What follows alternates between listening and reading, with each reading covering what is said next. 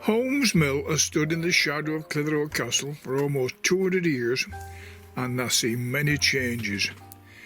Maybe none as big as the changes taking place now. Originally it opened as a spinning mill, but it soon became a manufacturing complex to include spinning, weaving, printing, shirting, yarn doubling, warehousing and offices. And in the early 1900s, Clitheroe Technical School. Most of the buildings apart from the weaving shed have been empty for many years. Bowling Brewery moved into the weaving shed, but was soon moved into its permanent home. A new entrance was made into Moon Lane to service the brewery, and the whole setup moved in. They brew a wide selection of beers, including specialty beers for special occasions. Wandering through this old mill is amazing. This is the base of the chimney, and the wall on the left is a smoke box which takes the smoke from the furnace to the chimney. What a transformation to make a lovely little snug or a meeting room for small parties.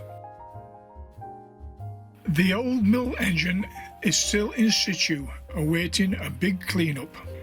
The mill engine is a 250 horsepower cross-compound horizontal engine made by Clayton Goodfellows of Blackburn in 1910, and if they had steam, was still capable of running.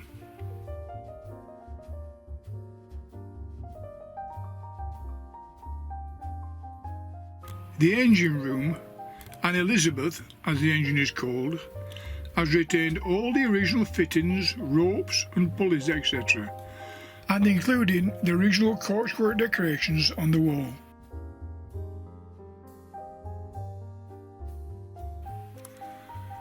Who would have thought you can dine beside a massive steam engine, cleaned up in all its glory? This is certainly a dining room with a difference.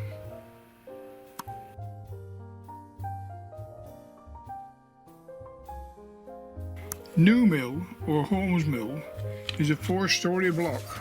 This is a winch in the attic that used to haul materials between the 4 floors.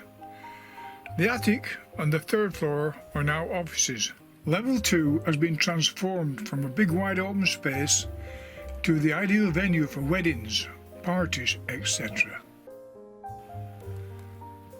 This is level 1 before it was transformed into the beer hall. It sports one of the longest bars in Britain. It's 105 feet 4 inches long. It has 42 hand pumps and 24 cask beers. You can even watch beer being made through the glass panels looking right into the brewery. Meanwhile, the scaffolding came down and the cafe opened in the boiler house, and the ice cream shop opened with a big selection of ice creams. And things seemed to settle down, but not for long. The roof on the weaving shed came off, and the old garage on Moor Lane flattened. The new roof became a joy for sightseers, changing every day. Small cranes, big cranes, a hive of activity. Walls being knocked down, new walls being built. We didn't know what to expect. But finally, it all took shape. With a wavy roof and huge glass panels filling the frontage of this huge building.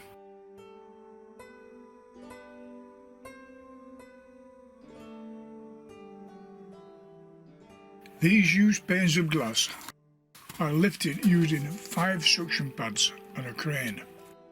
Each one of these huge glass panels weighs several hundredweight. Inside the building was a huge cavern. This part of the mill will be the swimming pool and gym, while this half becomes the food hall. The food hall has a good range of foods, including a good range of locally produced items. The food hall has seen many changes. The cafe in the boiler house has now moved up into the food hall.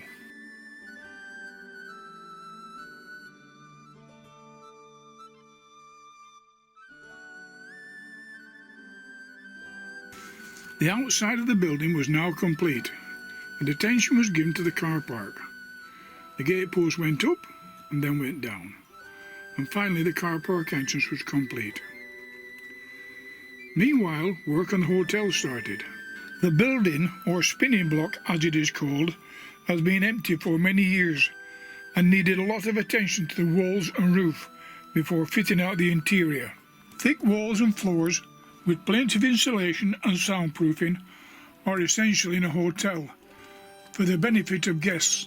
The Spinning Block Hotel offers 39 individually designed and decorated bedrooms. 2 family rooms, 2 suites and the penthouse are available, while the remaining rooms are classic doubles, all with ensuite facilities.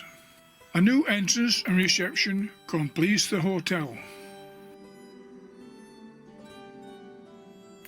This long window in the spinning block is evidence that this was once the engine room many years ago.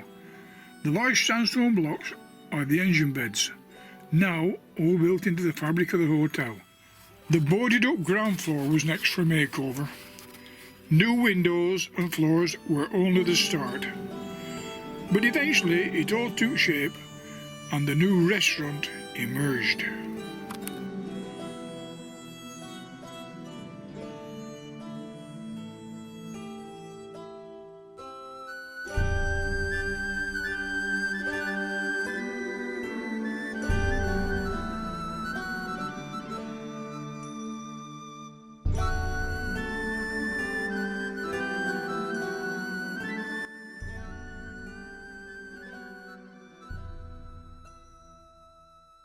Two dogs guard the entrance to the restaurant. A little bit of tidying up. A skin clinic. A barber shop.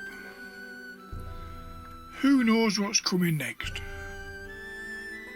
Maybe it's a cinema.